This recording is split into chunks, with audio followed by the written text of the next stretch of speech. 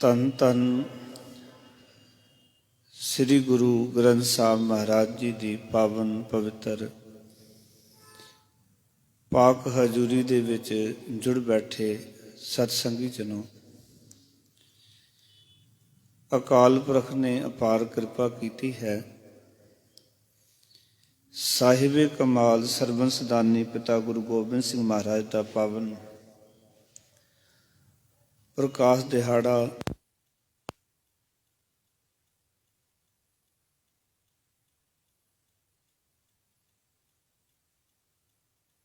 ਅਸੀਸਾਂ ਪ੍ਰਾਪਤ ਕਰੀਏ ਅਤੇ ਆਪਣੇ ਜੀਵਨ ਨੂੰ ਸਫਲਾ ਕਰੀਏ।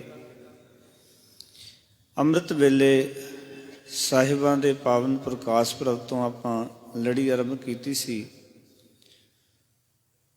ਗੁਰੂ ਗੋਬਿੰਦ ਸਿੰਘ ਮਹਾਰਾਜ ਦਾ ਪ੍ਰਕਾਸ਼ ਪਟਨਾ ਸਾਹਿਬ ਦੀ ਪਾਵਨ ਧਰਤੀ ਤੇ 1666 ਦੇ ਵਿੱਚ ਸਤਿਕਾਰਯੋਗ ਮਾਤਾ ਗੁਜਰ ਕੌਰ ਜੀ ਦੀ ਕੁੱਖ ਤੋਂ ਪਿਤਾ ਗੁਰੂ ਤੇਗ ਬਹਾਦਰ ਮਹਾਰਾਜ ਦੇ ਗ੍ਰਹਿ ਵਿਖੇ ਹੁੰਦਾ ਹੈ।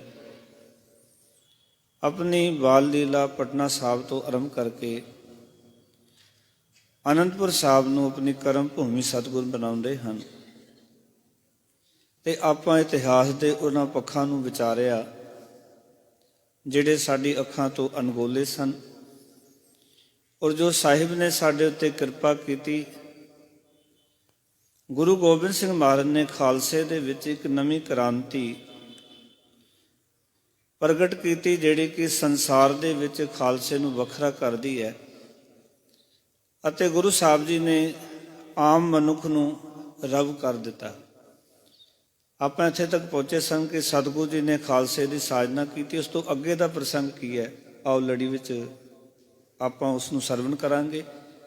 ਸੋ ਜਿਤਨੀਆਂ ਵੀ ਸੰਗਤਾਂ ਗੁਰੂ ਦਰਬਾਰ ਦੇ ਵਿੱਚ ਵਿਚਰ ਰਹੀਆਂ ਹਨ, ਮਨੋਬਿਰਤੀਆਂ ਇਕਾਗਰ ਕਰੋ, ਪ੍ਰੇਮ ਸਹਿਤ ਗੁਰਫਤਿਹ ਦੀ ਸਾਨ ਕਰੋ। ਆਖੋ ਜੀ ਵਾਹਿਗੁਰੂ ਜੀ ਕਾ ਖਾਲਸਾ, ਵਾਹਿਗੁਰੂ ਜੀ ਕੀ ਫਤਿਹ।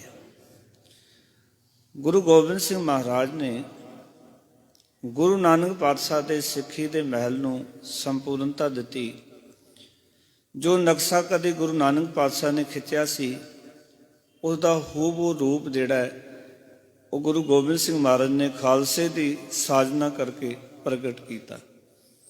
ਔਰ ਇਹ ਗੱਲ ਸਤਿਗੁਰ ਨੇ ਪ੍ਰਗਟ ਕਰ ਦਿੱਤੀ, ਆਤਮ ਰਸ ਜੇ ਜਾਣੀ ਸੋ ਹੈ ਖਾਲਸ ਦੇਵ, ਮੋਹ ਮੈਂ ਪ੍ਰਭ ਮੈਂ ਤਾਸ ਮੈਂ ਰੰਚਕ ਨਾਹੀ ਭੇਦ। ਇੱਕ ਧਰਤੀ ਤੇ ਪਹਿਲੀ ਵਾਰ ਐਸੀ ਕ੍ਰਾਂਤੀ ਆਈ ਕਿ ਜਦੋਂ ਪ੍ਰਭੂ ਵਿੱਚ, ਗੁਰੂ ਵਿੱਚ ਤੇ ਪ੍ਰਭੂ ਦੇ ਪਿਆਰੇ ਭਗਤ ਵਿੱਚ, ਗੁਰਸਿੱਖ ਵਿੱਚ ਕੋਈ ਅੰਤਰ ਨਹੀਂ ਰਹਿਣ ਦਿੱਤਾ ਸਤਿਗੁਰ ਨੇ। ਆਓ ਕਿ ਸਿੱਖ ਨੂੰ ਰੱਬ ਬਣਾ ਦਿੱਤਾ, ਸਿੱਖ ਨੂੰ ਖਾਲਸਾ ਬਣਾ ਦਿੱਤਾ, ਸਿੱਖ ਨੂੰ ਗੁਰੂ ਬਣਾ ਦਿੱਤਾ। ਸਿੱਖ ਦੇ ਕੋਲ ਸਾਰੇ ਅਹੁਦੇ ਜਿਹੜੇ ਨੇ ਉਹ ਸਾਹਿਬਾਂ ਨੇ ਇਹ ਪ੍ਰਗਟ ਕਰ ਦਿੱਤੇ। ਗੁਰੂ ਸਾਹਿਬ ਜੀ ਦੀ ਐਸੀ ਬਖਸ਼ਿਸ਼ ਹੋਈ ਕਿ ਖਾਲਸਾ ਜਿਹੜਾ ਹੈ ਸਿਰਜਣ ਤੋਂ ਬਾਅਦ ਸਤਿਗੁਰ ਜੀ ਨੇ ਆਪਣੇ ਵਿੱਚ ਤੇ ਆਪਣੇ ਖਾਲਸੇ ਦੇ ਵਿੱਚ ਕੋਈ ਫਰਕ ਨਹੀਂ ਰਹਿਣ ਦਿੱਤਾ।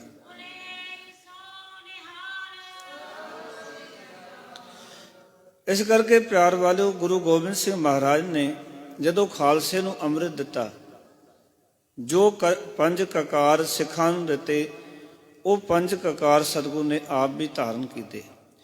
ਜੋ ਨਿਤਨੇਮ ਸਿੱਖਾਂ ਨੂੰ ਦਿੱਤਾ, ਉਹ ਨਿਤਨੇਮ ਗੁਰੂ ਨੇ ਵੀ ਆਪਣੇ ਜੀਵਨ ਦਾ ਆਧਾਰ ਬਣਾਇਆ। ਜੋ ਰਹਿਣੀ ਬਹਿਣੀ ਉੱਠਣੀ ਕਰਨੀ ਰਹਿਤ ਵਹਿਤ ਜੀਵਨ ਦਾ ਆਧਾਰ ਬਣਾਇਆ, ਉਹ ਸਿੱਖਾਂ ਨੂੰ ਜੋ ਦਿੱਤੀ ਉਹ ਆਪ ਜੀ ਦੇ ਕੋਲ ਸੀ।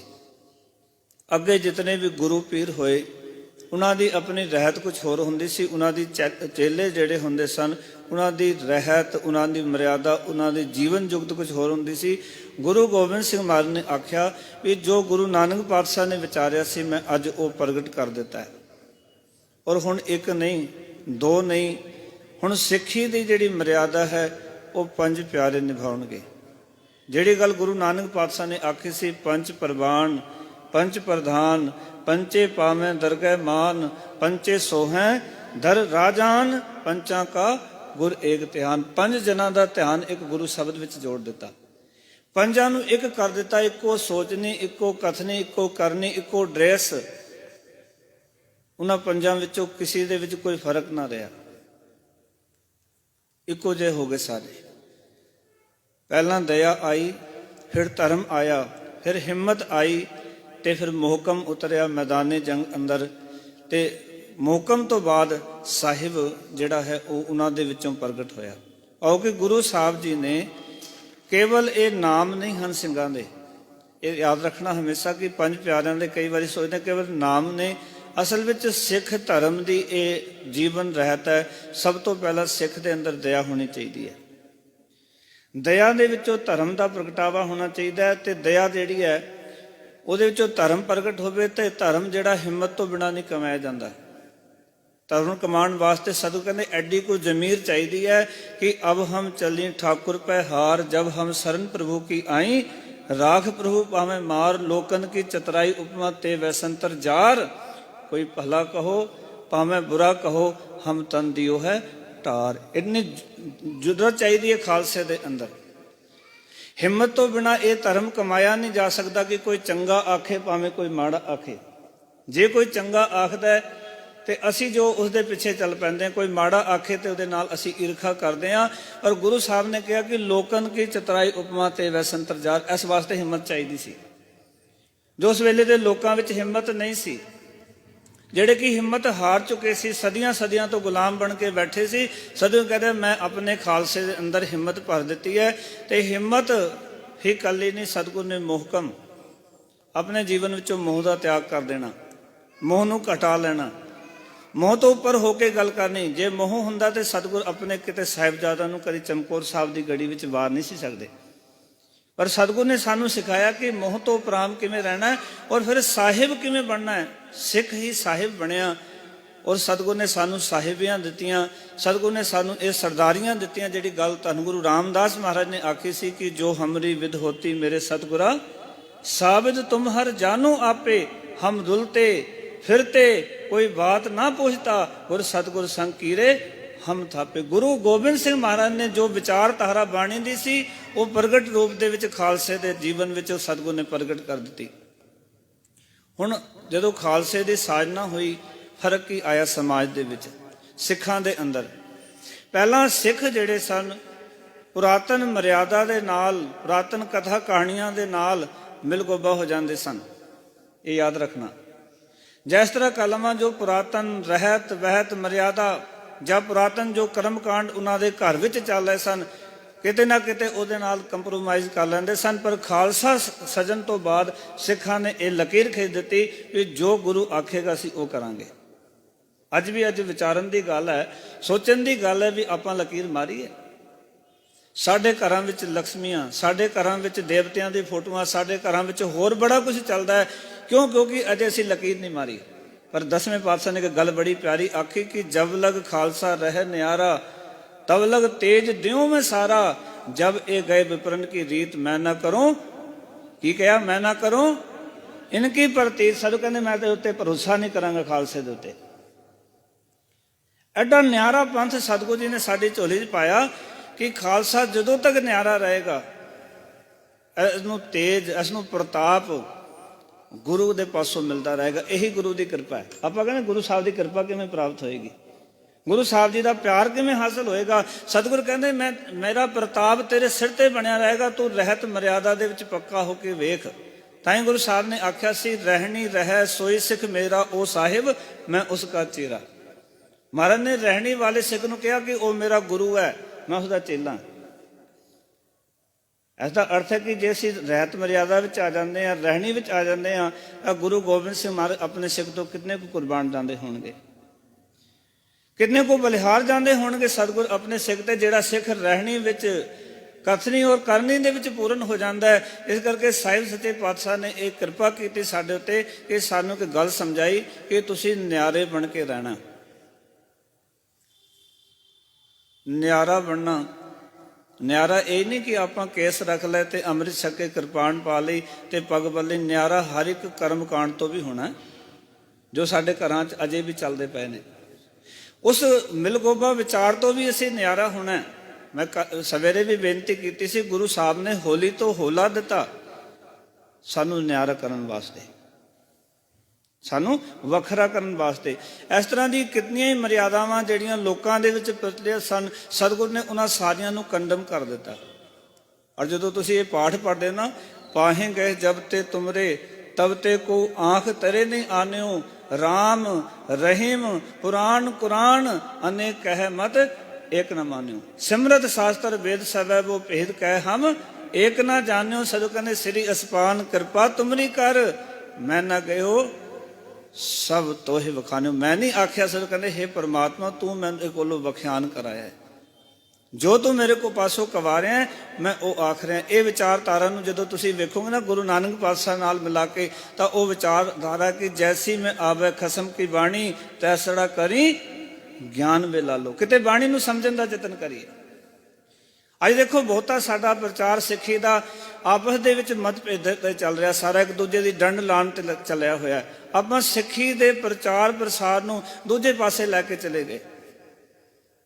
ਜੇ ਕਿਸੇ ਦੇ ਨਾਲ ਕੋਈ ਮਰਿਆਦਾ ਦੀ ਗੱਲ ਹੈ, ਕਿਸੇ ਨਾਲ ਕੋਈ ਵਿਚਾਰਧਾਰਾ ਦੀ ਗੱਲ ਹੈ, ਤੇ ਉਹ ਬੈਠ ਕੇ ਗੱਲਾਂ ਹੋ ਸਕਦੀਆਂ, ਨਾ ਕਿ ਸਟੇਜਾਂ ਦੀਆਂ ਗੱਲਾਂ ਨੇ।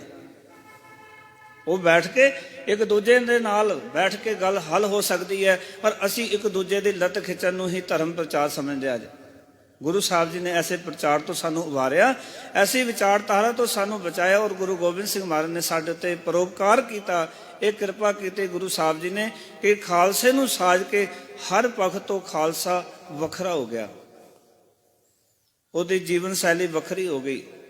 ਉਹ ਹੁਣ ਕੇਵਲ ਇੱਕ ਅਕਾਲ ਪੁਰਖ ਦਾ ਪੁਜਾਰੀ ਹੋ ਗਿਆ। ਉਹਨੂੰ ਗੱਲ ਸਮਝਾ ਦਿੱਤੀ ਗਈ ਕਿ ਪੂਜਾ ਅਕਾਲ ਕੀ, ਪਰਚਾ ਸ਼ਬਦ ਕਾ, ਦੀਦਾਰ ਖਾਲਸੇ ਕਾ।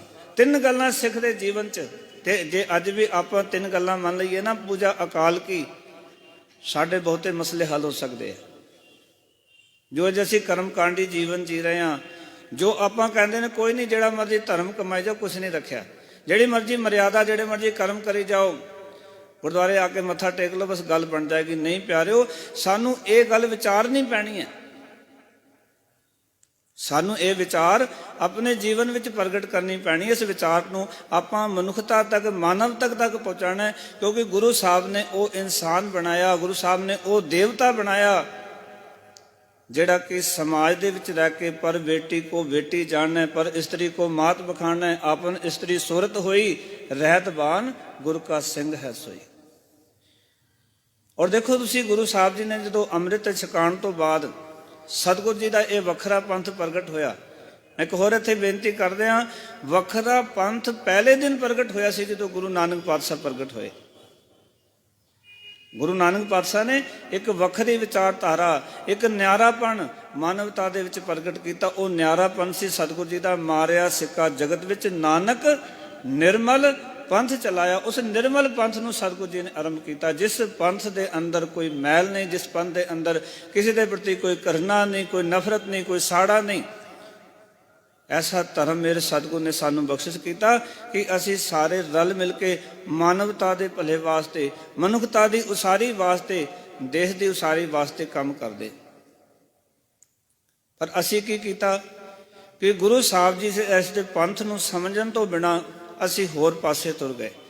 ਫਿਰ ਗੁਰੂ ਗੋਬਿੰਦ ਸਿੰਘ ਮਹਾਰਾਜ ਨੇ ਖਾਲਸਾ ਪੰਥ ਸਾਜਣ ਤੋਂ ਬਾਅਦ ਜਦੋਂ ਪੰਥ ਦੀ ਸਿਰਜਣਾ ਹੋ ਗਈ, ਖਾਲਸਾ ਪ੍ਰਗਟ ਹੋ ਗਿਆ, ਤਾਂ ਉਸ ਵੇਲੇ ਪਹਾੜੀ ਰਾਜਾ ਨੇ ਇੱਕ ਗੱਲ ਆਖੀ, ਕਿਉਂਕਿ ਉਹਨਾਂ ਨੂੰ ਤੇ ਪਹਿਲਾਂ ਹੀ ਵਿਚਾਰ ਚੁੱਭਦੀ ਸੀ।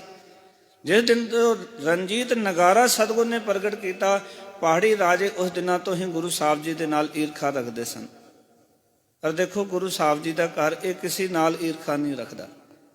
ਸਾਨੂੰ ਤੇ ਇਹੀ ਗੱਲ ਸਮਝਾਈ ਜਾਂਦੀ ਹੈ, ਪਰ ਕਾ ਬੁਰਾ ਨਾ ਰਾਖੋ ਚੀਤ, ਤੁਮਕੋ ਦੁੱਖ ਨਹੀਂ ਭਾਈ ਮੀਤ।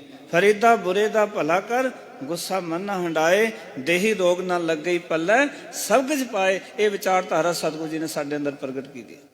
ਸਿੱਖ ਬੁਰੇ ਕਰਨ ਵਾਲਿਆਂ ਦਾ ਵੀ ਭਲਾ ਕਰਦਾ ਰਿਹਾ। ਇੱਕ ਵਿਦਵਾਨ ਨੇ ਲਿਖਿਆ, ਕਹਿੰਦੇ ਨੇ, ਬੁਰਿਆਂ ਨਾਲ ਕਰਨ ਬੁਰਿਆਈ, ਬਖਸ਼ ਦੇਣ ਕਈ ਸਿਆਣੇ। ਇਸ ਸਮਾਜ ਦੀ ਇੱਕ ਰੀਤ ਚੱਲਦੀ ਆ ਰਹੀ ਹੈ, ਕੋਈ ਬੁਰੇ ਦੇ ਨਾਲ ਬੁਰਾ ਕਰੇ ਤੇ ਕਈ ਕਹਿੰਦੇ ਚੰਗਾ ਕੀਤਾ। ਪਰ ਕਹਿੰਦੇ ਗੁਰੂ ਨਾਨਕ ਦਾ ਪੰਥ ਵੇਖੋ, ਕਹਿੰਦੇ ਬੁਰਿਆਈਆਂ, ਬੁਰੇ ਨਾਲ ਕਰਨ ਬੁਰਿਆਈ, ਬਖਸ਼ ਦੇਣ ਕਈ ਸਿਆਣੇ। ਕਹਿੰਦੇ ਬੁਰੇ ਨਾਲ ਕਰਨ ਭਲਾਈ, ਇਹ ਗੁਰੂ ਨਾਨਕ ਕੀ ਸਾਨੇ। ਜਿਨ੍ਹਾਂ ਨੇ ਬੁਰਾ ਵੀ ਕੀਤਾ ਨਾ, ਸਤਿਗੁਰੂ ਨੇ ਰੱਤਾ ਮਾਤਰ ਵੀ ਉਹਨਾਂ ਦੇ ਪ੍ਰਤੀ ਮਨ ਵਿੱਚ ਕੋਈ ਨਫ਼ਰਤ ਨਹੀਂ ਰੱਖੀ, ਕੋਈ ਈਰਖਾ, ਕੋਈ ਸਾੜਾ ਨਹੀਂ। ਜਦੋਂ ਉਹਨਾਂ ਨੇ ਕਿਹਾ ਵੀ ਸਾਨੂੰ ਵੀ ਅੰਮ੍ਰਿਤ ਦਿਓ, ਮਹਾਰਾਜ ਕਹਿੰਦੇ ਤੁਸੀਂ ਵੀ ਅੰਮ੍ਰਿਤ ਲੈ ਲਓ ਕਿ ਇਹ ਅੰਮ੍ਰਿਤ ਰੱਬ ਦਾ ਹੈ। ਇਹ ਉਹ ਅੰਮ੍ਰਿਤ ਹੈ, ਸੁਰ ਨਰ ਮੁੰਜਨ ਅੰਮ੍ਰਿਤ ਖੋਜਦੇ ਸੋ ਅੰਮ੍ਰਿਤ ਗੁਰ ਤੇ ਪਾਇਆ। ਹੁਣੇ ਤੁਸੀਂ ਸ਼ਬਦ ਭੈਣ ਜੀ ਪਾਸੋਂ ਸਰਵਣ ਕੀਤਾ। ਇਹ ਅੰਮ੍ਰਿਤ ਗੁਰੂ ਜੀ ਪਾਸੋਂ ਮਿਲਦਾ ਹੈ ਤੇ ਇਸ ਅੰਮ੍ਰਿਤ ਨੂੰ ਤਾਂ ਦੇਵਤੇ ਵੀ ਲੋਚਦੇ।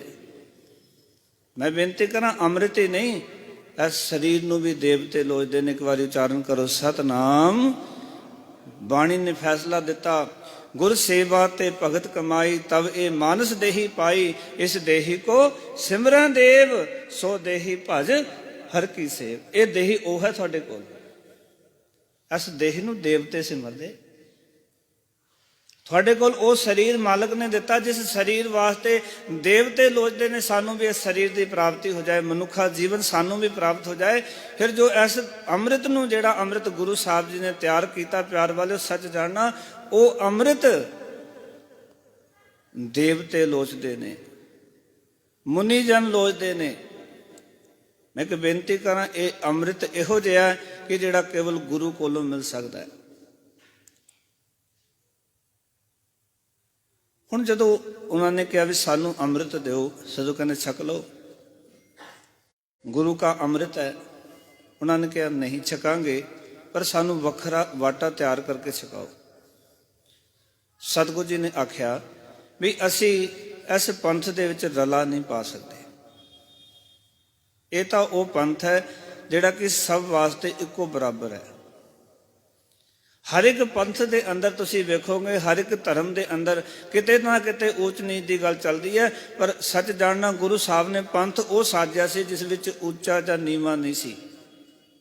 ਭਾਵੇਂ ਅੱਜ ਸਿੱਖਾਂ ਨੇ ਇਸ ਤਰ੍ਹਾਂ ਬਣਾ ਦਿੱਤਾ ਸਿਸਟਮ, ਅਸੀਂ ਲੋਕਾਂ ਨੇ ਇਸ ਤਰ੍ਹਾਂ ਦੀ ਕਿਰਿਆ ਕਰ ਦਿੱਤੀ ਕਿ ਇਹ ਭਗਤ ਰਵਿਦਾਸ ਜੀ ਦਾ ਗੁਰਦੁਆਰਾ, ਇਹ ਜੋ ਭਗਤ ਸੈਨ ਜੀ ਦਾ ਗੁਰਦੁਆਰਾ, ਇਹ ਭਗਤ ਨਾਮਦੇਵ ਜੀ ਦਾ ਗੁਰਦੁਆਰਾ, ਇਹ ਫਲਾਣਿਆਂ ਦਾ ਗੁਰਦੁਆਰਾ, ਇਹ ਜੱਟਿਆਂ ਦਾ ਗੁਰਦੁਆਰਾ, ਇਹ ਭਾਪਿਆਂ ਦਾ ਗੁਰਦੁਆਰਾ ਅੱਜ ਅਸੀਂ ਬਣਾ ਦਿੱਤਾ। ਪਰ ਗੁਰੂ ਗੋਬਿੰਦ ਸਿੰਘ ਮਹਾਰਾਜ ਨੇ ਇਸ ਵਿਚਾਰਧਾਰਾ ਨੂੰ ਕੰਡਮ ਕਰਨ ਵਾਸਤੇ ਪਹਾੜੀਆਂ ਨੂੰ ਗੱਲ ਆਖੀ ਸੀ, ਇਹ ਅੰਮ੍ਰਿਤ ਜਿਹੜਾ ਹੈ ਸਾਰਿਆਂ ਵਾਸਤੇ ਇੱਕ ਬਰਾਬਰ ਹੈ। ਪਹਾੜੀ ਕਹਿੰਦੇ ਅਸੀਂ ਉੱਚੀ ਜਾਤ ਦੇ ਹਾਂ, ਸਦੋਂ ਕਹਿੰਦੇ ਇਹ ਜਾਤ ਨੂੰ ਮਿਟਾਉਣ ਵਾਸਤੇ ਹੀ ਹੈ। ਕਿਉਂਕਿ ਜਾਤ ਕਾ ਗਰਬ ਨਾ ਕਰਿਓ ਕੋਈ, ਬ੍ਰਹਮ ਬਿੰਦੇ ਸੋ ਬ੍ਰਾਹਮਣ ਹੋਈ। ਸਦੋਂ ਕਹਿੰਦੇ ਜਾਤ ਦਾ ਹੰਕਾਰ ਨਾ ਕਰ। ਜਿਹੜਾ ਬ੍ਰਹਮ ਨੂੰ ਬਿੰਦਦਾ ਹੈ, ਬ੍ਰਹਮ ਨੂੰ ਸਮਝਦਾ ਹੈ, ਸਦੋਂ ਕਹਿੰਦੇ ਉਹੀ ਬ੍ਰਾਹਮਣ ਹੈ। ਉੱਚੀ ਜਾਤ ਕਿਸ ਦੀ ਹੈ ਗੁਰਮਤਿ ਦੇ ਵਿੱਚ? ਇਹ ਯਾਦ ਰੱਖਣਾ।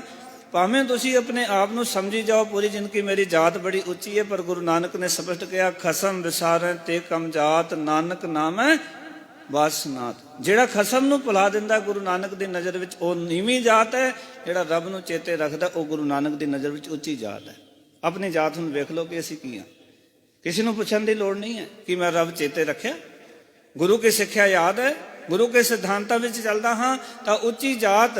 ਜੇ ਗੁਰੂ ਕੇ ਸਿਧਾਂਤ ਵਿਸਾਰ ਦਿੱਤੇ, ਗੁਰੂ ਕੀ ਸਿੱਖਿਆ ਵਿਸਾਰ ਦਿੱਤੀ, ਤਾਂ ਸਮਝ ਲਓ ਕਿ ਮੈਂ ਭਾਵੇਂ ਬ੍ਰਾਹਮਣ ਘਰ 'ਚ ਜਨਮ ਲਿਆ, ਪਰ ਹਾਂ ਮੈਂ ਨੀਵੀਂ ਜਾਤ ਦਾ, ਕਿਉਂਕਿ ਰੱਬ ਨੂੰ ਭੁਲਾਉਣ ਵਾਲਾ ਨੀਵੀਂ ਜਾਤ ਦਾ ਹੈ, ਰੱਬ ਨੂੰ ਯਾਦ ਕਰਨ ਵਾਲੇ ਦੀ ਉੱਚੀ ਜਾਤ ਹੈ। ਕਿਉਂਕਿ ਇੱਥੇ ਤਾਂ ਕਹਾਂ ਕਰੋ ਜਾਤੀ, ਕਹਾਂ ਕਰੋ ਪਾਤੀ, ਰਾਮ ਕੋ ਨਾਮ ਜਪੋ ਦਿਨ ਰਾਤੀ, ਰਾਂਗਣ ਰਾਂਗੋ ਸੀਵਨ ਸੀਵੋ, ਰਾਮ ਨਾਮ ਬਿਨ ਘਰੀ ਨਾ ਜੀਵੋ।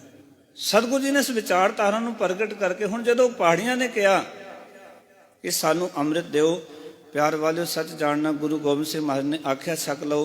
ਕਹਿੰਦੇ ਵੱਖਰਾ ਬਾਟਾ, ਕਹਿੰਦੇ ਨਹੀਂ, ਇਹ ਨਹੀਂ ਹੋ ਸਕਦਾ। ਪਹਾੜੀ ਇਸ ਗੱਲੋਂ ਨਾਰਾਜ਼ ਹੋ ਕੇ ਚਲੇ ਜਾਂਦੇ ਨੇ ਵੀ ਸਾਨੂੰ ਵੱਖਰਾ ਬਾਟਾ ਸਤਿਗੁਰੂ ਜੀ ਨੇ ਨਹੀਂ ਦਿੱਤਾ, ਸਾਨੂੰ ਵੱਖਰਾ ਅੰਮ੍ਰਿਤ ਨਹੀਂ ਛਕਾਇਆ। ਕੋਈ ਗੱਲ ਨਹੀਂ, ਚਲੇ ਗਏ। ਉਸ ਤੋਂ ਬਾਅਦ ਗੁਰੂ ਸਾਹਿਬ ਜੀ ਪ੍ਰਚਾਰਕ ਦੌਰੇ ਤੋਂ ਨਿਕਲਦੇ ਨੇ। ਜਦੋਂ ਖਾਲਸੇ ਦੀ ਸਾਜਨਾ ਹੋ ਜਾਂਦੀ ਹੈ ਨਾ, ਉਸ ਤੋਂ ਬਾਅਦ ਕੁਝ ਸਮਾਂ ਐਸਾ ਸੀ ਜਦੋਂ ਅਮਨ ਚੈਨ ਦਾ ਸਮਾਂ ਸੀ। ਸਤਿਗੁਰੂ ਜੀ ਪ੍ਰਚਾਰਕ ਦੌਰੇ ਤੋਂ ਅਨੰਦਪੁਰ ਸਾਹਿਬ ਤੋਂ ਲੰਘਦੇ ਹਨ ਚਮਕੌਰ ਸਾਹਿਬ। ਇਹ ਉਹ ਧਰਤੀ ਹੈ ਜਿੱਥੇ ਮੇਰੇ ਸਤਿਗੁਰੂ ਕਈ ਵਾਰ ਇਸ ਧਰਤੀ ਤੇ ਆਪਣੇ ਪਾਵਨ ਮੁਕੱਦਸ ਚਰਨ ਪਾ ਕੇ ਗਏ। ਬੜਾ ਪਿਆਰ ਸੀ ਇਸ ਧਰਤੀ ਦੇ ਨਾਲ ਮੇਰੇ ਸਤਿਗੁਰੂ ਦਾ। ਪਤਾ ਨਹੀਂ ਆਉਣ ਵਾਲਾ ਵਕਤ ਇਸ ਧਰਤੀ ਵਾਲੇ ਪਾਸੇ ਖਿੱਚ ਰਿਹਾ ਹੋਏਗਾ। ਇਸ ਕਰਕੇ ਸਤਿਗੁਰ ਇੱਥੇ ਆਉਂਦੇ ਨੇ, ਇੱਥੋਂ ਪ੍ਰਚਾਰ ਕਰਦੇ ਕਰਦੇ ਕੁਰੂਕਸ਼ੇਤਰ ਵਿੱਚ ਆਉਂਦੇ ਨੇ। ਕੁਰੂਕਸ਼ੇਤਰ ਦੇ ਵਿੱਚ ਜਦੋਂ ਸਤਿਗੁਰ ਆਏ ਨਾ, ਤੇ ਬ੍ਰਾਹਮਣ ਆਲੇ ਦੁਆਲੇ ਹੋ ਗਏ ਵੀ ਤੁਹਾਡਾ ਨਾਮ ਬੜਾ ਸੁਣਿਆ ਸੀ। ਗੁਰੂ ਗੋਬਿੰਦ ਸਿੰਘ ਮਹਾਰਾਜ ਨੂੰ ਆਖਿਆ ਵੀ ਤੁਸੀਂ ਕਿਰਪਾ ਕਰੋ ਵੀ ਸਾਨੂੰ ਜੋ ਗਊ ਦਾਨ ਦਿਓ। ਕਿਉਂਕਿ ਬ੍ਰਾਹਮਣਾਂ ਨੇ ਇੱਕ ਬ੍ਰਹਮਜਾਲ ਬਣਾਇਆ ਸੀ ਕਿ ਜਿਹੜਾ ਕੁਰੂਕਸ਼ੇਤਰ ਵਿੱਚ ਆ ਕੇ ਗਊਦਾਨ ਕਰੇਗਾ ਨਾ, ਤੇ ਗਊਦਾਨ ਕਰਨ ਵਾਲਾ ਜਿਹੜਾ ਮਨੁੱਖ ਹੈ ਨਾ, ਉਹ ਸਿੱਧਾ ਸਵਰਗਾਂ ਨੂੰ ਜਾਏਗਾ, ਉਸਦੇ ਸਾਰੇ ਕਾਰਜ ਰਾਸ ਹੋ ਜਾਣਗੇ। ਗੁਰੂ ਸਾਹਿਬ ਜੀ ਨੇ ਪੁੱਛਿਆ ਵੀ ਗਊਦਾਨ ਕਿਉਂ ਕਰਨੀ ਹੈ? ਕਹਿੰਦੇ ਜਿਹੜਾ ਵੀ ਗਊਦਾਨ ਕਰਦਾ ਉਹ ਸਵਰਗਾਂ ਨੂੰ ਜਾਂਦਾ ਹੈ, ਉਹਨੂੰ ਸਵਰਗਾਂ ਦੀ ਪ੍ਰਾਪਤੀ ਹੁੰਦੀ ਹੈ। ਗੁਰੂ ਸਾਹਿਬ ਜੀ ਨੇ ਇੱਕ ਗੱਲ ਆਖੀ ਵੀ ਇੱਕ ਗੱਲ ਦੱਸੋ ਬ੍ਰਾਹਮਣੋ, ਜਦੋਂ ਇਕੱਠੇ ਹੋ ਕੇ ਪੰਡਿਤ ਆਏ ਕਿ ਮੈਂ ਖੋਤਾ ਦਾਨ ਕਰਨਾ, ਤੁਸੀਂ ਹੈਰਾਨ ਹੋਵੋਗੇ। ਪੰਡਿਤ ਕਹਿਣ ਲੱਗੇ ਜੀ ਸਾਡੇ ਗ੍ਰੰਥਾਂ 'ਚ ਲਿਖਿਆ ਜਿਹੜਾ ਖੋਤਾ ਦਾਨ ਲਏਗਾ ਉਹ ਨਰਕਾਂ ਨੂੰ ਜਾਏਗਾ। ਜੇ ਤੁਸੀਂ ਗਊ ਦਾਨ ਕਰੋਗੇ ਤਾਂ ਸਵਰਗਾਂ ਨੂੰ ਜਾਓਗੇ, ਜੇ ਅਸੀਂ ਖੋਤਾ ਦਾਨ ਲੈ ਲੈਂਦੇ ਤੇ ਨਰਕਾਂ ਨੂੰ ਜਾਵਾਂਗੇ। ਸਤਿਗੁਰੂ ਜੀ ਨੇ ਸਿੱਖਾਂ ਨੂੰ ਆਖਿਆ ਜਾਓ ਖੋਤਾ ਖਰੀਦ ਕੇ ਲੈ ਕੇ ਆਓ, ਅਸੀਂ ਖੋਤਾ ਹੀ ਦਾਨ ਕਰਨਾ। ਮੇਰੇ ਸਾਹਿਬ ਨੇ ਕਿਰਪਾ ਕੀਤੀ, ਖੋਤਾ ਸਿੱਖ ਖਰੀਦ ਕੇ ਲੈ ਕੇ ਆ ਗਏ, ਗਧਾ ਲੈ ਕੇ ਆ ਗਏ ਸਿੱਖ। ਤੇ ਸਤਿਗੁਰੂ ਨੇ ਫਿਰ ਪੰਡਤਾਂ ਨੂੰ ਸੱਦਿਆ ਵੀ ਭਾਈ ਅਸੀਂ ਤਾਂ ਖੋਤਾ ਦਾਨ ਕਰਨਾ। ਪੰਡਤ ਜੀ ਕਹਿੰਦੇ ਨਹੀਂ, ਨਰਕਾਂ ਨੂੰ ਥੋੜ੍ਹੀ ਜਾਣਾ ਸੀ।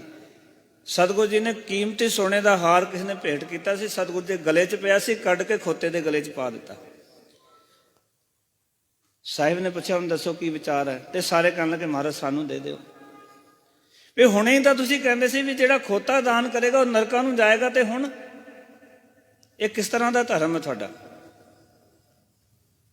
ਵੀ ਧਰਮ ਕਿੱਦਾਂ ਦਾ? ਇੱਕ ਗੱਲ ਦੱਸੋ, ਇਹ ਧਰਮ ਦੇ ਵਿੱਚ ਕਿੰਨੀ ਕੁ ਗਿਰਾਵਟ ਹੈ? ਵੀ ਹੁਣ 1 ਮਿੰਟ ਪਹਿਲਾਂ ਤਾਂ ਜਿਹੜਾ ਖੋਤਾ ਦਾਨ ਲਏਗਾ ਉਹ ਬ੍ਰਾਹਮਣ ਸਿੱਧਾ ਨਰਕਾਂ ਨੂੰ ਟਿਕਟਾਂ ਕੱਟੀ ਜਾ ਰਹੀਆਂ ਸਨ, ਪਰ ਹੁਣ ਕਹਿੰਦੇ ਵੀ ਖੋਤਾ ਦਾਨ ਹੋ ਸਕਦਾ ਹੈ। ਉਸ ਵੇਲੇ ਸਾਹਿਬ ਨੇ ਕਿਹਾ ਗੱਲ ਖੋਤੇ ਦੀ ਨਹੀਂ ਹੈ, ਗੱਲ ਇਹ ਹੈ ਕਿ ਤੁਸੀਂ ਲੋਕਾਂ ਨੂੰ ਗੁੰਮਰਾਹ ਕਰਕੇ, ਲੋਕ ਗਊਆਂ ਪਾਲਦੇ ਨੇ, ਜਿਹੜੀ ਗਊ ਸੂਣ ਵਾਲੀ ਹੋਵੇ ਜਾਂ ਦੁੱਧ ਦੇਣ ਵਾਲੀ ਹੋਵੇ ਉਹਨੂੰ ਦਾਨ ਦਾ ਨਾਂ ਲੈ ਕੇ ਤੁਸੀਂ ਲੈ ਲੈਂਦੇ, ਦੁੱਧ ਤੁਹਾਡੇ ਬੱਚੇ ਪੀਂਦੇ ਨੇ ਤੇ ਲੋਕਾਂ ਨੂੰ ਕਹਿੰਦੇ ਤੁਸੀਂ ਸਵਰਗਾਂ 'ਚ ਜਾਓਗੇ। ਦੁੱਧ ਜੇ ਉਹਨਾਂ ਦੇ ਬੱਚੇ ਪੀਣ ਤਾਂ ਉਹ ਸਵਰਗਾਂ 'ਚ ਰਹਿ ਸਕਦੇ ਨੇ। ਉਚਾਰਨ ਕਰੋ ਸਤਨਾਮ। ਔਰ ਇਸ ਕਰਕੇ ਤੁਸੀਂ ਕਿਹਾ ਵੀ ਖੋਤਾ ਦਾਨ ਨਹੀਂ ਹੋ ਸਕਦਾ, ਕਿ ਖੋਤੇ ਦਾ ਤੁਸੀਂ ਕਰਨਾ ਕੀ ਹੈ? ਇਹਨੇ ਦੁੱਧ ਦੇਣਾ ਕੋਈ ਨਹੀਂ। ਪਰ ਤੁਸੀਂ ਹੁਣ ਵੇਖਿਆ ਵੀ ਸੋਨਾ ਨਾਲ ਮਿਲ ਰਿਹਾ ਤੇ ਕਈ ਗਊਆਂ ਖਰੀਦੀਆਂ ਜਾ ਸਕਦੀਆਂ, ਤੇ ਤੁਸੀਂ ਉਸ ਵੇਲੇ ਐਗਰੀ ਹੋ ਗਏ। ਇਹ ਕਿੱਦਾਂ ਦਾ ਧਰਮ ਹੋ ਸਕਦਾ? ਉੱਥੋਂ ਗੁਰੂ ਸਾਹਿਬ ਜੀ ਪ੍ਰਚਾਰ ਕਰਦੇ ਕਰਦੇ ਸਾਰੇ ਇਲਾਕੇ ਦੇ ਵਿੱਚ ਵਿਚਰਦੇ ਨੇ ਔਰ ਉਹਨਾਂ ਨੂੰ ਸਮਝਾਉਂਦੇ ਨੇ। ਸਿੱਖਾਂ ਨੂੰ ਦੱਸਣਾ ਚਾਹੁੰਦੇ ਸਨ ਕਿ ਦੇਖੋ ਇਹ ਲੋਕ ਕਿੱਦਾਂ ਦੇ ਨੇ, ਕਿ ਹਰ ਪਲ ਤੇ ਇਹ ਲੋਕ ਵਿਚਾਰ ਬਦਲਦੇ ਹੈ। ਇਹਨਾਂ ਦੀ ਵਿਚਾਰਧਾਰਾ ਕਿੰਨੀ ਫੋਕੀ ਵਿਚਾਰਧਾਰਾ ਹੈ, ਕਿੰਨੀ ਕਰਮਕਾਂਡੀ ਵਿਚਾਰਧਾਰਾ ਹੈ। ਉੱਥੋਂ ਸਤਿਗੁਰੂ 3 ਸਾਲ ਲਗਭਗ ਉਹਨਾਂ ਦਿਨਾਂ 'ਚ ਪ੍ਰਚਾਰ ਕਰਦੇ ਹੈ। 1699 ਦੀ ਵਿਸਾਖੀ ਤੋਂ ਲੈ ਕੇ 1703 ਤੱਕ ਲਗਾਤਾਰ ਸਤਿਗੁਰੂ ਜੀ ਪ੍ਰਚਾਰਕ ਦੌਰੇ ਕਰਦੇ ਹੈ। ਗੁਰੂ ਗੋਬਿੰਦ ਸਿੰਘ ਮਹਾਰਾਜ ਜਿਵੇਂ ਪ੍ਰਚਾਰਕ ਦੌਰੇ ਕੀਤੇ ਸਨ, ਗੁਰੂ ਨਾਨਕ ਪਾਤਸ਼ਾਹ ਨੇ ਉਦਾਸੀਆਂ ਕੀਤੀਆਂ, ਗੁਰੂ ਤੇਗ ਬਹਾਦਰ ਮਹਾਰਾਜ ਨੇ ਪ੍ਰਚਾਰਕ ਦੌਰੇ ਕੀਤੇ, ਗੁਰੂ ਗੋਬਿੰਦ ਸਿੰਘ ਮਹਾਰਾਜ ਵੀ ਇਲਾਕੇ ਦੇ ਵਿੱਚ ਪ੍ਰਚਾਰਕ ਦੌਰੇ ਕਰਦੇ ਨੇ। ਔਰ ਉਹਨਾਂ ਦਿਨਾਂ ਦੇ ਵਿੱਚ ਗੁਰੂ ਸਾਹਿਬ ਦਮਦਮਾ ਸਾਹਿਬ ਦੀ ਧਰਤੀ ਤੱਕ ਜਾਂਦੇ ਨੇ, ਡੱਲੇ ਪਿੰਡ ਤੱਕ ਜਾਂਦੇ ਨੇ। ਭਾਵੇਂ ਬਾਅਦ ਦੇ ਵਿੱਚ ਸਤਿਗੁਰੂ ਉੱਥੇ ਪਹੁੰਚਦੇ ਨੇ, ਪਰ ਪਹਿਲਾਂ ਵੀ ਇੱਕ ਵਾਰੀ ਗੇੜਾ ਸਤਿਗੁਰੂ ਨੇ ਪ੍ਰਚਾਰਕ ਦੌਰੇ ਵੇਲੇ ਲਾਇਆ। ਉਸ ਤੋਂ ਬਾਅਦ ਸਤਿਗੁਰੂ ਜੀ ਜਦੋਂ ਅਨੰਦਪੁਰ ਸਾਹਿਬ ਵਾਪਸ ਆਉਂਦੇ ਨੇ, ਪਹਿਲੀ ਝੜਪ ਹੁੰਦੀ ਹੈ ਚਮਕੌਰ ਸਾਹਿਬ ਦੇ ਵਿੱਚ, ਪਹਿਲੀ ਇੱਕ ਜੰਗ। ਜਦੋਂ 2 ਮੁਸਲ ਪਠਾਨ ਲਾਹੌਰ ਤੋਂ ਦਿੱਲੀ ਆ ਰਹੇ ਸਨ, ਸਤਿਗੁਰੂ ਜੀ ਦੀ ਸੂਹ ਮਿਲੀ ਵੀ ਇੱਥੇ ਰੁਕੇ ਹੋਏ ਨੇ ਚਮਕੌਰ ਸਾਹਿਬ ਔਰ ਬੜੇ ਘੱਟ ਸਿੱਖ ਨੇ, ਉਹਨਾਂ ਨਾਲ ਹਮਲਾ ਕਰ ਦਿੱਤਾ ਜਾਂਦਾ ਹੈ। ਸਤਿਗੁਰੂ ਜੀ ਉਸ ਹਮਲੇ ਦਾ ਮੁਕਾਬਲਾ ਕਰਦੇ ਨੇ। 10,000 ਫੌਜਾਂ ਹੋਣਗੇ ਘੱਟੋ, ਉਹਨਾਂ ਦਾ ਮੁਕਾਬਲਾ ਬਹੁਤ ਥੋੜੇ ਜਿਹੇ ਸਿੰਘ ਕਰਦੇ ਨੇ। ਤੇ ਉਸ ਵੇਲੇ ਜਦੋਂ ਉਹਨਾਂ ਵਿੱਚੋਂ ਇੱਕ ਪਠਾਨ ਸੀ, ਉਹ ਵੇਖਦਾ ਹੈ ਸਤਿਗੁਰੂ ਜੀ ਨੂੰ, ਦਰਸ਼ਨ ਕਰਦਾ ਹੈ, ਦਰਸ਼ਨ ਕਰਕੇ ਗੁਰੂ ਦਾ ਮੁਰੀਦ ਬਣ ਜਾਂਦਾ ਹੈ। ਜਾਂ ਤਾਂ ਉਹ ਗੁਰੂ ਸਾਹਿਬ ਜੀ ਦੇ ਉੱਤੇ ਚੜ੍ਹਾਈ ਕਰਨ ਵਾਸਤੇ ਅੱਗੇ ਆਇਆ ਸੀ, ਜਾਂ ਗੁਰੂ ਸਾਹਿਬ ਜੀ ਦੇ ਵੱਲ ਹੋ ਕੇ ਲੜਨਾ ਸ਼ੁਰੂ ਕਰ ਦਿੰਦਾ ਹੈ ਤੇ ਉਹ ਜੰਗ ਜਿੱਤੀ ਜਾਂਦੀ ਹੈ। ਪਠਾਨ ਨਾਲ ਹੀ ਸਤਿਗੁਰੂ ਦੇ ਅਨੰਦਪੁਰ ਸਾਹਿਬ ਚਲਾ ਜਾਂਦਾ ਹੈ, ਗੁਰੂ ਕਾ ਖਾਲਸਾ ਸੱਜ ਜਾਂਦਾ ਹੈ। ਕਹਿੰਦੇ ਸਤਿਗੁਰੂ ਤੇਰੀ ਤਾਸੀਰ, ਤੇਰੀ ਦੇਖਣੀ, ਤੇਰੀ ਕਰਨੀ, ਤੇਰੇ ਜੀਵਨ ਨੂੰ ਵੇਖ ਕੇ ਨਾ ਮੈਂ ਬਲਿਹਾਰ ਜਾਂਦਾ, ਗਦਗਦ ਹੁੰਦਾ ਵੀ ਤੂੰ ਇਹੋ ਜਿਹਾ ਮਹਾਨ। ਉਸ ਵੇਲੇ ਗੁਰੂ ਗੋਬਿੰਦ ਸਿੰਘ ਮਹਾਰਾਜ ਜਦੋਂ ਅਨੰਦਪੁਰ ਸਾਹਿਬ ਫਿਰ ਮੁੜ ਕੇ ਆ ਜਾਂਦੇ ਨੇ, ਤੇ ਉਸ ਵੇਲੇ ਗੁਰੂ ਗੋਬਿੰਦ ਸਿੰਘ ਮਹਾਰਾਜ ਨੂੰ ਜਦੋਂ ਵੇਖਦੇ ਨੇ ਵੀ ਥੋੜੇ ਜਿਹੇ ਸਿੱਖਾਂ ਨੇ ਇਤਨੀ ਵੱਡੀ ਫੌਜ ਦਾ ਮੁਕਾਬਲਾ ਕਰ ਰਿਹਾ, ਇਹ ਸਿੱਖਾਂ ਦੇ ਵਿੱਚ ਐਸੀ ਕਿਹੜੀ ਤਾਕਤ ਹੈ? ਇੱਕ ਯਾਦ ਰੱਖਣਾ, ਹੌਸਲਾ ਹੋਣਾ ਚਾਹੀਦਾ ਜੀਵਨ ਵਿੱਚ, ਮੌਤ ਦਾ ਡਰ ਨਹੀਂ ਹੋਣਾ ਚਾਹੀਦਾ। ਤੁਸੀਂ ਥੋੜੇ ਵੀ ਸ਼ੇਰ ਇੱਕ ਵੀ ਹੋਵੇ ਤੇ ਹਜ਼ਾਰਾਂ ਭੇਡਾਂ ਹੋਣ ਤੇ ਉਹਨੂੰ ਕੋਈ ਪਰਵਾਹ ਨਹੀਂ। ਇੱਕ ਸ਼ੇਰ ਹਜ਼ਾਰਾਂ ਭੇਡਾਂ ਨੂੰ ਮਾਰ ਕੇ ਮੁਕਾ ਸਕਦਾ। ਗੁਰੂ ਸਾਹਿਬ ਜੀ ਨੇ ਉਸ ਖਾਲਸੇ ਨੂੰ ਸਾਜਿਆ, ਉਸ ਖਾਲਸੇ ਨੂੰ ਪ੍ਰਗਟ ਕੀਤਾ। ਗੁਰੂ ਗੋਬਿੰਦ ਸਿੰਘ ਮਹਾਰਾਜ ਜਦੋਂ ਉੱਥੇ ਰੁਕੇ ਤੇ ਘੇਰਾ ਪੈ ਗਿਆ, ਕਿਉਂਕਿ ਹੁਣ ਖਾਲਸੇ ਪੰਥ ਦੀ ਚੜ੍ਹਦੀ ਕਲਾ ਸੀ। ਮੁਗਲ ਫੌਜਾਂ ਵੀ ਸਤਿਗੁਰਾਂ ਤੋਂ ਹਾਰ ਕੇ ਚਲੀ ਗਈਆਂ। ਹੁਣ ਜੋ ਸਤਿਗੁਰੂ ਜੀ ਨੂੰ 1704 ਦੇ ਵਿੱਚ ਅਨੰਦਪੁਰ ਸਾਹਿਬ ਦਾ ਘੇਰਾ ਪਾ ਦਿੱਤਾ ਗਿਆ। ਪਹਿਲਾਂ ਇਕੱਠਾ ਹਮਲਾ ਕਰਨ ਦੇ ਯਤਨ ਕੀਤਾ ਗਿਆ ਕਿ ਕਿਸੇ ਤਰੀਕੇ ਦੇ ਨਾਲ ਸਤਿਗੁਰੂ ਨੂੰ ਅਸੀਂ ਫੜ ਲਵਾਂਗੇ, ਪਰ ਜਦੋਂ ਉਹ ਹਮਲੇ ਕਰ ਕਰਕੇ ਕਾਮਯਾਬ ਨਾ ਹੋ ਸਕੇ, ਉਹਨਾਂ ਦੀਆਂ ਫੌਜਾਂ ਮਰਦੀਆਂ ਰਹੀਆਂ, ਤਾਂ ਉਸ ਵੇਲੇ ਉਹ ਪਿੱਛੇ ਹਟ ਕੇ ਬੈਠ ਗਏ। ਉਹਨਾਂ ਨੇ ਸੋਚਿਆ ਵੀ ਇਹ ਇੱਕ ਤਰੀਕਾ ਨਹੀਂ ਹੈ ਵੀ ਸਾਡੀ ਫੌਜਾਂ ਮਰਦੀਆਂ ਰਹਿਣਗੀਆਂ, ਅਸੀਂ ਜੰਗ ਨਹੀਂ ਜਿੱਤ ਸਕਾਂਗੇ। 1 ਮਹੀਨਾ 2 ਮਹੀਨਾ 7 ਮਹੀਨੇ ਤੱਕ ਘੇਰਾ ਪੈ ਰਿਹਾ ਅਨੰਦਪੁਰ ਸਾਹਿਬ ਦਾ। ਮੈਂ ਬੇਨਤੀ ਕਰਾਂ, ਅੰਨ ਨਹੀਂ ਰਿਹਾ ਅੰਦਰ, ਕੱਪੜੇ ਨਹੀਂ ਰਹੇ ਅੰਦਰ, ਖਾਣ ਦੀਆਂ ਸਾਰੀਆਂ ਵਸਤੂਆਂ, ਪਾਣ ਦੀਆਂ ਵਸਤੂਆਂ, ਸਭ ਕੁਝ ਥੁੜ ਗਿਆ। ਪਰ ਉਸ ਥੁੜਦੇ ਵਿੱਚ ਵੀ ਸਤਿਗੁਰੂ ਜੀ ਨੇ ਜਿਸ ਤਰ੍ਹਾਂ ਸਿੰਘਾਂ ਨੂੰ ਰੱਖਿਆ, ਉਹ ਕਾਬਲੇ ਤਾਰੀਫ ਤੇ ਕਾਬਲੇ ਕਮਾਲ ਹੈ। ਉਹੀ ਤਾਂ ਗੁਰੂ ਸਾਹਿਬ ਜੀ ਨੇ ਸਿਖਾਏ ਸੀ ਸਾਨੂੰ, ਔਰ ਉਹੀ ਸਾਡੀ ਮੰਗ ਸੀ ਕਿ ਬਿਨ ਤੁਧ ਹੋਰ ਜੇ ਮੰਗਣਾ, ਸਿਰ ਦੁੱਖਾਂ ਕੇ ਦੁੱਖ, ਦੇਹ ਨਾਮ ਸੰਤੋਖਿਆ ਉਤਰੈ ਮਨ ਕੀ ਭੁੱਖ। ਕੈਸੇ ਸਿੱਖ ਹੋਣਗੇ ਜਿਨ੍ਹਾਂ ਦੇ ਮਨ ਨੇ ਆਪਣੇ ਮਨ ਨੂੰ ਰਜਾ ਲਿਆ ਰੋਟੀ ਤੋਂ ਬਿਨਾਂ, ਪਰ ਮਨ ਐਸਾ ਰਜ ਗਿਆ ਉਹਨਾਂ ਦਾ, ਪੱਤੇ ਖਾ ਖਾ ਕੇ, ਰੁੱਖਾਂ ਦੀਆਂ ਛਿੱਲਾਂ ਖਾ ਖਾ ਕੇ ਉਹਨਾਂ ਨੇ ਗੁਜ਼ਾਰੇ ਕਰ ਲਏ, ਪਰ ਉਹ ਡੋਲੇ ਨਾ। ਉੱਥੇ ਇਤਨਾ ਨੁਕਸਾਨ ਹੋਇਆ ਕਿ ਪ੍ਰਸਾਦੀ ਹਾਥੀ ਗੁਰੂ ਸਾਹਿਬ ਜੀ ਦਾ, ਜੋ ਬੜੀ ਕੀਮਤੀ ਭੇਡ ਸੀ, ਉਹ ਮਰ ਜਾਂਦਾ ਹੈ। ਹੋਰ ਬਹੁਤ ਸਾਰੇ ਘੋੜੇ ਮਰ ਜਾਂਦੇ ਨੇ, ਹਜ਼ਾਰਾਂ ਹੀ ਸਿੱਖ ਭੁੱਖ ਨਾਲ ਤੜਫ ਕੇ ਮਰ ਜਾਂਦੇ ਨੇ ਅਨੰਦਪੁਰ ਸਾਹਿਬ ਦੇ ਵਿੱਚ, ਪਰ ਸਤਿਗੁਰ ਅਡੋਲ ਰਹਿੰਦੇ ਨੇ। ਜਦੋਂ ਉਧਰ ਉਹ ਸਫਲ ਨਹੀਂ ਹੋ ਪਾਉਂਦੇ, ਦਸੰਬਰ ਦਾ ਮਹੀਨਾ ਆ ਜਾਂਦਾ ਤੇ ਜ਼ਾਲਮ ਚਾਲ ਅੱਗੇ ਵੀ ਖੇਡੀ, ਪਰ ਸਤਿਗੁਰ ਨੇ ਉਸ ਵੇਲੇ ਸਿੱਖਾਂ ਨੂੰ ਸਮਝਾਇਆ ਵੀ ਇਹ ਚਾਲ ਹੈ, ਇਹ ਕਸਮ ਖਾਂਦੇ ਨੇ, ਪਰ ਇਹਨਾਂ ਦੀ ਕਸਮਾਂ ਦੇ ਉੱਤੇ ਵਿਸ਼ਵਾਸ ਤੇ ਭਰੋਸਾ ਨਹੀਂ ਕੀਤਾ ਜਾ ਸਕਦਾ। ਪਰ ਦੂਜੀ ਵਾਰੀ ਜਦੋਂ ਉਹਨਾਂ ਨੇ ਕਿਹਾ ਕਿ ਗਊ ਦੀ ਕਸਮ ਖਾਂਦੇ ਆ, ਅਤੇ ਮੁਸਲਮਾਨਾਂ ਨੇ ਕਿਹਾ, ਕਹਿੰਦੇ ਅਸੀਂ ਕੁਰਾਨ ਸ਼ਰੀਫ ਦੀ ਕਸਮ ਖਾਂਦੇ ਆ, ਉਸ ਵੇਲੇ ਪਿਆਰ ਵਾਲਿਓ ਸੱਚ ਜਾਣਨਾ, ਗੁਰੂ ਗੋਬਿੰਦ ਸਿੰਘ ਪਿਤਾ ਮਹਾਰਾਜ ਦੀਨ ਦੁਨੀਆ ਦੇ ਮਾਲਕ ਨੇ ਫਿਰ ਸਿੱਖਾਂ ਨੂੰ ਕਿਹਾ ਵੀ ਕਸਮਾਂ ਝੂਠੀਆਂ ਨੇ, ਪਰ ਸਾਰਿਆਂ ਨੇ ਕਿਹਾ ਨਹੀਂ ਸੱਚੇ ਪਾਤਸ਼ਾਹ ਕਸਮਾਂ ਖਾਂਦੇ ਨੇ, ਕੋਈ ਨਹੀਂ ਆਪਾਂ ਇੱਥੋਂ ਛੱਡ ਕੇ ਕਿਤੇ ਖੁੱਲੇ ਇਲਾਕੇ ਚਲੇ ਜਾਂਦੇ ਆ, ਕਿਉਂ ਆਪਾਂ ਖੂਨ ਡੋਲਣਾ। ਸਿੱਖ ਕਦੀ ਨਹੀਂ ਚਾਹੁੰਦੇ, ਮੈਂ ਬੇਨਤੀ ਕਰਾਂ ਵੀ ਖੂਨ ਡੋਲਣਾ ਸਿੱਖਾਂ ਦੇ ਇਤਿਹਾਸ ਵਿੱਚ ਨਹੀਂ ਹੈ। ਸਿੱਖ ਤਾਂ ਮਾਨਵਤਾ ਦਾ ਖੂਨ ਡੋਲਣ ਤੋਂ ਬਚਾਉਂਦਾ ਹੈ। ਸਿੱਖ ਜ਼ਮੀਰ ਵਾਸਤੇ ਲੜਦਾ ਰਿਹਾ, ਸਿੱਖ ਕਦੀ ਜਾਗੀਰ ਵਾਸਤੇ ਨਹੀਂ ਲੜਿਆ। ਤੁਸੀਂ ਨਵਾਬ ਕਪੂਰ ਦਾ ਇਤਿਹਾਸ ਚੱਕ ਕੇ ਦੇਖ ਸਕਦੇ ਹੋ ਕਿ ਜਿਹੜਾ ਕਿ ਜ਼ਮੀਰ ਵਾਸਤੇ ਤੇ ਲੜਿਆ, ਪਰ ਜਾਗੀਰ ਨੂੰ ਠੋਕਰਾਂ ਮਾਰ ਕੇ ਪਾਸੇ ਕਰ ਦਿੱਤਾ। ਨਹੀਂ ਚਾਹੀਦੀਆਂ ਨਵਾਬੀਆਂ, ਜਿੱਥੇ ਮਰਜ਼ੀ ਲੈ ਜਾਓ, ਸਾਨੂੰ ਤੁਹਾਡੀਆਂ ਨਵਾਬੀਆਂ ਨਹੀਂ ਚਾਹੀਦੀਆਂ। ਹੁਣ ਗੁਰੂ ਗੋਬਿੰਦ ਸਿੰਘ ਮਹਾਰਾਜ ਨੇ ਸਿੱਖਾਂ ਦੀ ਗੱਲ ਨੂੰ ਪ੍ਰਵਾਨ ਕਰਦਿਆਂ ਮੈਂ ਕਿਹਾ ਧੰਨ ਹੈ ਸਤਿਗੁਰੂ ਤੂੰ। ਲੋਕ ਕਹਿੰਦੇ ਗੁਰੂ ਗੁਰੂ ਹੁੰਦਾ, ਚੇਲਾ ਚੇਲਾ ਹੁੰਦਾ, ਪਰ ਤੇਰੇ ਚੇਲੇ ਗੁਰੂ ਬਣ ਗਏ, ਹੁਕਮ ਕਰ ਦਿੱਤਾ, ਉਸ ਵੇਲੇ ਬੇਨਤੀ ਕਰ ਦਿੱਤੀ, ਤੂੰ ਉਸਨਾਂ ਦੀ ਬੇਨਤੀ ਨੂੰ ਪ੍ਰਵਾਨ ਕਰ ਲਿਆ। ਕਹਿੰਦਾ ਕਿ ਸਹਿਜ ਵਿੱਚ ਸਿੱਖਾਂ ਨੇ ਬੇਨਤੀ ਕੀਤੀ ਹੋਏਗੀ ਸਤਿਗੁਰੂ ਨੂੰ, ਕਿਵੇਂ ਸਤਿਗੁਰੂ ਨੂੰ ਅਰਦਾਸ ਕੀਤੀ ਹੋਏਗੀ ਉਹ, ਤੇ ਜਦ ਸਤਿਗੁਰੂ ਜੀ ਅਗਲੀ ਗੱਲ ਜਾਣਦੇ ਨੇ, ਕਿਉਂਕਿ ਇਹ ਗੱਲ ਅਸੀਂ ਹਰ ਰੋਜ਼ ਪੜ੍ਹਦੇ ਹਾਂ, ਘਟ ਘਟ ਕੇ ਅੰਤਰ ਕੀ ਜਾਣਤ ਭਲੇ ਬੁਰੇ ਕੀ ਪੀਰ ਪਛਾਣ। ਸਤਿਗੁਰ ਜਾਣਦੇ ਸਨ ਕਿ ਅੱਗੇ ਆਉਣ ਵਾਲਾ ਸਮਾਂ ਕਿਵੇਂ ਦਾ ਹੋਏਗਾ, ਹਾਲ ਕੀ ਹੋਣਾ, ਪਰ ਸਤਿਗੁਰ ਫਿਰ ਵੀ ਸਿੱਖਾਂ ਦੀ ਫਰਿਆਦ ਸੁਣ ਕੇ ਉਹ ਦੁੱਖ ਅੱਗੇ ਨਜ਼ਰ ਆ ਰਹੇ ਨੇ ਸਤਿਗੁਰੂ ਨੂੰ, ਵੀ ਜੋ ਕੁਝ ਅੱਗੇ ਵਰਤਣਾ ਹੈ ਵਰਤਾਰਾ, ਕੀ ਕੁਝ ਹੋਣਾ ਹੈ। ਔਰ ਗੱਲਾਂ ਬਾਤਾਂ ਦੇਖੋ ਤੁਸੀਂ ਅਨੰਦਪੁਰ ਸਾਹਿਬ ਦੀ ਧਰਤੀ ਤੇ ਜਦੋਂ ਮਾਤਾ ਗੁਜਰੀ ਜੀ ਔਰ ਗੁਰੂ ਗੋਬਿੰਦ ਸਿੰਘ ਮਹਾਰਾਜ ਆਪਸ ਵਿੱਚ ਕਰਦੇ ਨੇ, ਤੇ ਮਾਤਾ ਗੁਜਰੀ ਕਹਿੰਦੇ ਹੁੰਦੇ ਨੇ, ਪੁੱਤਰ ਜੀ ਕੀ ਹੋਇਆ, ਸਾਡੇ ਕੋਲ ਵਕਤ ਘੱਟ ਤੇ ਕੰਮ ਬੜਾ ਹੈ। ਗੁਰੂ ਗੋਬਿੰਦ ਸਿੰਘ ਮਹਾਰਾਜ ਗੱਲ ਕਰਦੇ ਆ, ਮਾਤਾ ਜੀ ਸਾਡੇ ਕੋਲ ਕੰਮ ਬਹੁਤ ਜ਼ਿਆਦਾ ਨੇ, ਸਾਡੇ ਕੋਲ ਵਕਤ ਬਹੁਤ ਘੱਟ ਹੈ, ਕਿਉਂਕਿ ਵੱਡਾ ਕਾਰਜ ਤੇ ਜੀ ਸਤਿਗੁਰੂ ਜੀ ਦਾ ਰਹਿੰਦਾ ਸੀ।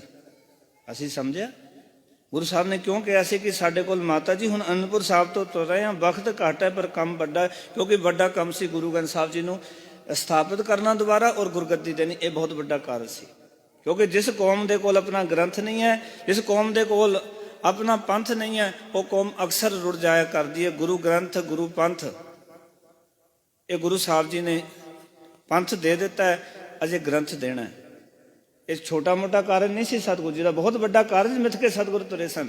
ਕਿ ਕੀ ਹੋਇਆ, ਸਾਡੇ ਕੋਲ ਵਕਤ ਘੱਟ ਤੇ ਕੰਮ ਬੜਾ ਹੈ, ਪੀ ਜਾਣਾ ਹੈ ਦੋਨਾਂ ਨੇ ਰਲ ਕੇ ਜੋ ਦੁਨੀਆ ਦਾ ਗਮ ਬੜਾ ਹੈ। ਮਾਤਾ ਜੀ ਆਪਾਂ ਦੁਨੀਆ ਦਾ ਗਮ ਵੰਡਣ ਵਾਸਤੇ ਆਏ ਹਾਂ, ਸਾਰੀ ਦੁਨੀਆ ਦਾ ਗਮ ਆਪਾਂ ਪੀ ਜਾਵਾਂਗੇ। ਧੰਨ ਹੈ ਮਾਤਾ ਗੁਜਰ ਕੌਰ, ਧੰਨ ਹੈ ਗੁਰੂ ਗੋਬਿੰਦ ਸਿੰਘ ਪਿਤਾ ਮਹਾਰਾਜ। ਸਾਡੇ ਸਾਰੇ ਗਮ ਸਤਿਗੁਰੂ ਜੀ ਆਪਣੇ ਦਿਲ ਦੇ ਵਿੱਚ ਲੁਕਾਈ ਬੈਠੇ ਆ। ਕੀ ਹੋਇਆ, ਸਾਡੇ ਕੋਲ ਵਕਤ ਘੱਟ ਤੇ ਕੰਮ ਬੜਾ ਹੈ, ਪੀ ਜਾਣਾ ਹੈ ਦੋਨਾਂ ਨੇ ਰਲ ਕੇ ਜੋ ਦੁਨੀਆ ਦਾ ਗਮ ਬੜਾ ਹੈ। ਕਹਿੰਦੇ ਤੂੰ ਪਤੀ ਦਿੱਤਾ, ਮੈਂ ਪਿਤਾ ਦਿੱਤਾ। ਤੂੰ ਕਿਰਪਾ ਕੀਤੀ, ਆਪਣਾ ਪਤੀ ਦਿੱਤਾ, ਮੈਂ ਆਪਣਾ ਪਿਤਾ ਦਿੱਤਾ। ਕਹਿੰਦੇ ਤੂੰ ਪੋਤਰੇ ਦੇ, ਮੈਂ ਪੁੱਤ ਵਾਰਾਂਗਾ। ਸਮਾਂ ਆਉਣ, ਹੁਣ ਅਗਲਾ ਸਮਾਂ ਇਹੀ ਹੈ ਕਿ ਤੂੰ ਆਪਣੇ ਪੋਤਰੇ ਦੇ ਦੇਈਂ ਔਰ ਮੈਂ ਆਪਣੇ ਪੁੱਤ ਵੀ ਵਾਰ ਦੇਵਾਂਗਾ। ਜਿਵੇਂ ਤੂੰ ਆਪਣੇ ਪਤੀ ਨੂੰ ਵਾਰਿਆ ਸੀ ਤੇ ਮੈਂ ਆਪਣੇ ਪਿਤਾ ਨੂੰ ਵਾਰਿਆ ਸੀ। ਇਹ ਗੱਲਾਂ ਹੁੰਦੀਆਂ ਨੇ। ਉੱਥੋਂ ਪਰਿਵਾਰ ਵਿਛੋੜਾ ਹੁੰਦਾ ਹੈ, ਸਾਰਾ ਪਰਿਵਾਰ ਖੇਰੂ ਖੇਰੂ ਹੋ ਜਾਂਦਾ ਹੈ। ਖਿਆਲ ਕਰਨਾ, ਫਿਰ ਵੀ ਸਤਿਗੁਰੂ ਜੀ ਦਾ ਪਰਿਵਾਰ ਵਿਛੜ ਕੇ ਵੀ ਪਰ ਅਡੋਲ ਰਹਿੰਦਾ ਹੈ। ਦੇਖੋ, ਇਹ ਅਡੋਲਤਾ ਜਿਹੜੀ ਬਾਣੀ ਵਿੱਚੋਂ ਮਿਲੀ, ਇਹ ਅਡੋਲਤਾ ਤਤੀ ਤਵੀ ਵਿੱਚੋਂ ਮਿਲੀ, ਇਹ ਅਡੋਲਤਾ ਮਿਲੀ ਚਾਂਦਨੀ ਚੌਕ ਚੋਂ। ਜਿਹੜੀ ਅਡੋਲਤਾ ਸਤਿਗੁਰੂ ਜੀ ਦੇ ਪਰਿਵਾਰ ਨੇ ਸਾਡੇ ਸਾਹਮਣੇ ਰੱਖੀ। ਮਾਸੂਮ ਵੀ ਅਡੋਲ ਨੇ, ਵੱਡੇ ਵੀ ਅਡੋਲ ਨੇ, ਉਹ ਸਿੱਖ ਵੀ ਅਡੋਲ ਨੇ, ਉਹ ਭਾਈ ਮਨੀ ਸਿੰਘ ਜੀ ਵਰਗੇ ਵੀ ਅਡੋਲ ਨੇ, ਜਿਨ੍ਹਾਂ ਨੇ ਜੀਵਨ ਦਾ ਸੁਚੱਜਾ ਕਿਰਦਾਰ ਨਿਭਾ ਕੇ ਸਾਡੇ ਸਾਹਮਣੇ ਪੇਸ਼ ਕੀਤਾ। ਬਲਿਹਾਰ ਜਾਈਏ ਉਹਨਾਂ ਸਿੱਖਾਂ ਤੋਂ।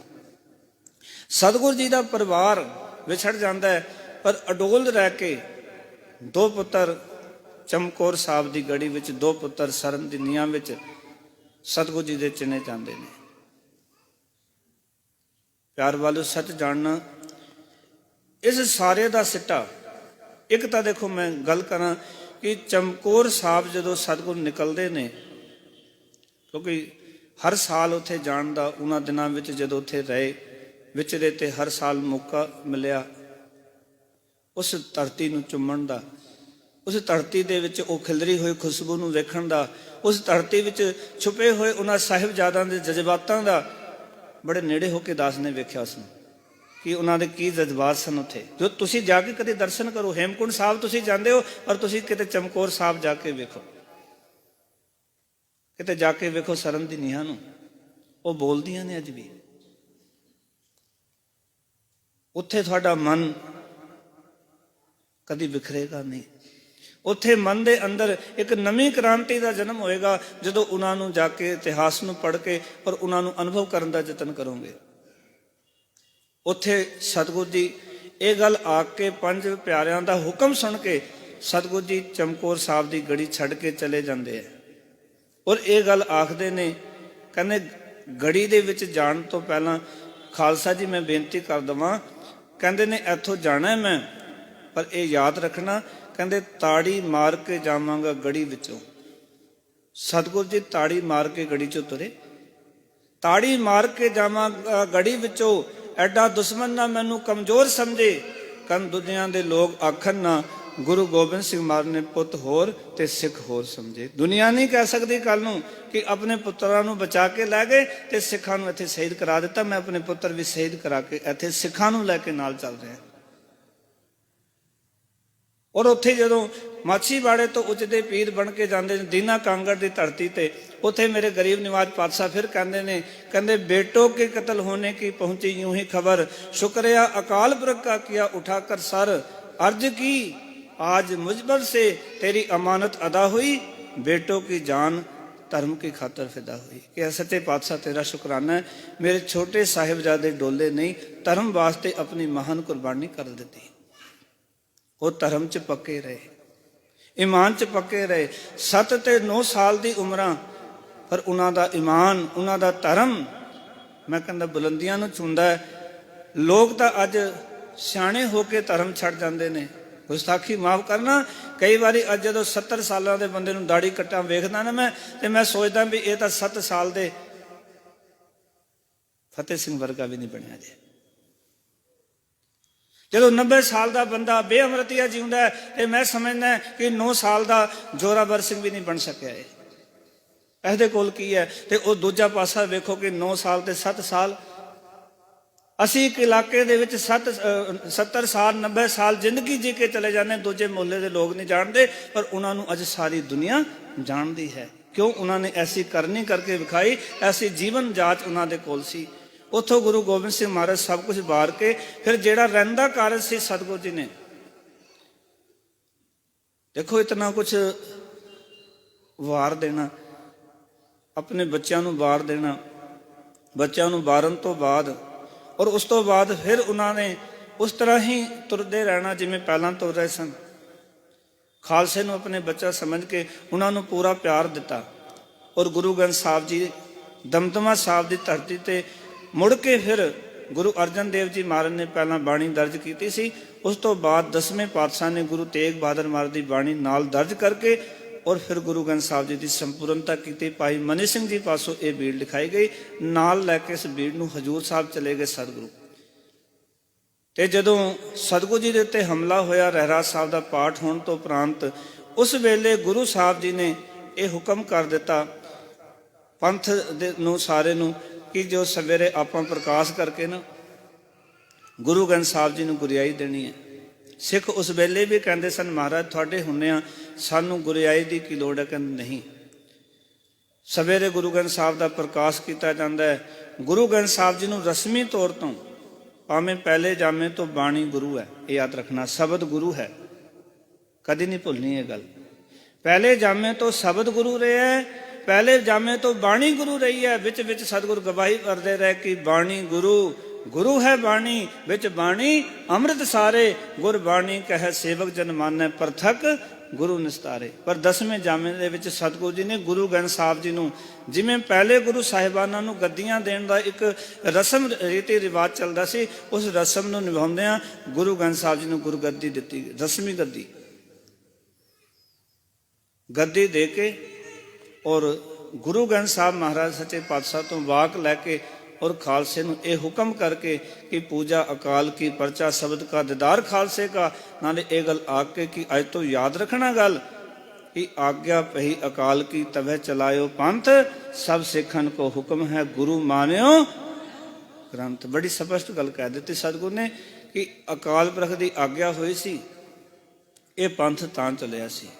ਇਹ ਰੱਬ ਦਾ ਪੰਥ ਹੈ, ਇਹ ਪ੍ਰਭੂ ਦਾ ਪੰਥ ਹੈ। ਆਗਿਆ ਪਹੀ ਅਕਾਲ ਕੀ ਤਵੇ ਚਲਾਇਓ ਪੰਥ, ਸਭ ਸਿੱਖਣ ਕੋ ਹੁਕਮ ਹੈ। ਜਿਹੜੇ ਵੀ ਸਿੱਖ ਨੇ, ਸਿੱਖਣ ਵਾਲੇ ਨੇ, ਭਾਵੇਂ ਉਹ ਕਿਸੇ ਧਰਮ ਦੇ ਵਿੱਚੋਂ ਵੀ ਆ ਕੇ ਸਿੱਖ ਸਕਦਾ, ਜਿਹੜਾ ਸਿੱਖਣਾ ਚਾਹੁੰਦਾ ਹੈ, ਜਿਹੜਾ ਸਿੱਖ ਹੈ, ਉਹ ਜਿਹੜਾ ਸਿੱਖ ਕੇ ਆਪਣੇ ਆਪ ਨੂੰ ਗੁਰੂ ਕੀ ਮਰਿਆਦਾ ਵਿੱਚ ਪੂਰਨ ਕਰ ਲੈਂਦਾ ਹੈ, ਉਸ ਨੂੰ ਮਹਾਰਾਜ ਨੇ ਕਿਹਾ ਵੀ ਹੁਕਮ ਹੈ, ਬੇਨਤੀ ਨਹੀਂ, ਵੀ ਤੇਰਾ ਗੁਰੂ ਗੁਰੂ ਗ੍ਰੰਥ ਸਾਹਿਬ ਹੈ। ਆਗਿਆ ਪਹੀ ਅਕਾਲ ਕੀ ਤਵੇ ਚਲਾਇਓ ਪੰਥ, ਸਭ ਸਿੱਖਨ ਕੋ ਹੁਕਮ ਹੈ ਗੁਰੂ ਮਾਨਿਓ ਗ੍ਰੰਥ।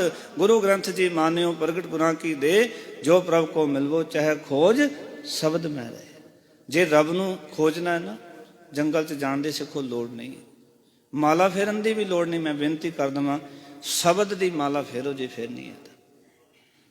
ਕਬੀਰ ਮੇਰੀ ਸਿਮਰਨੀ ਰਸਨਾ ਉਪਰ ਰਾਮ। ਵਾਹਿਗੁਰੂ ਦਾ ਨਾਮ ਆਪਣੀ ਰਸਨਾ ਤੋਂ ਸਿਮਰੋ, ਇਹੀ ਤੁਹਾਡੀ ਸਿਮਰਨੀ ਬਣ ਜਾਏ, ਇਹੀ